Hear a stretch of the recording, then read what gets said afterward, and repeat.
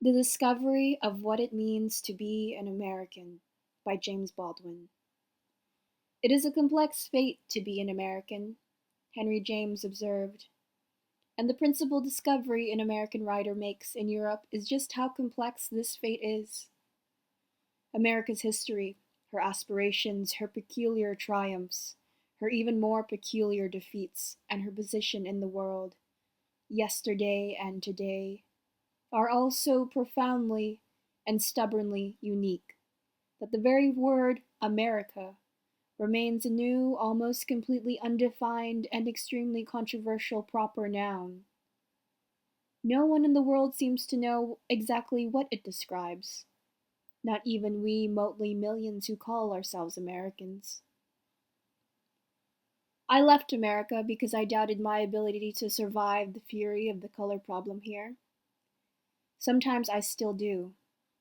I wanted to prevent myself from becoming merely a Negro, or even merely a Negro writer.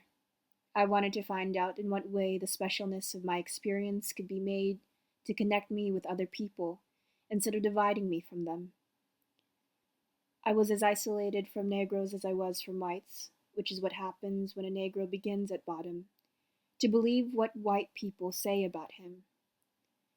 In my necessity to find the terms on which my experience could be related to that of others, Negroes and whites, writers and non-writers, I proved to my astonishment to be as American as any Texas GI, and I found my experience was shared by every American writer I knew in Paris. Like me, they had been divorced from their origins, and it turns out to make very little difference that the origins of white Americans were European and mine were African. They were no more at home in Europe than I was.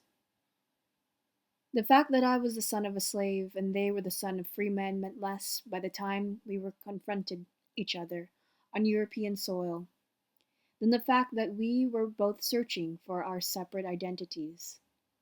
When we had found these, we seemed to be saying, why then, we no longer need to cling to the shame and bitterness which had divided us for so long.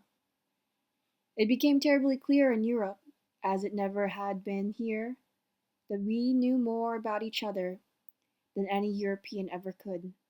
And it also became clear that no matter where our fathers had been born, or what they had endured, the fact of Europe had been formed us both was part of our identity and part of our inheritance.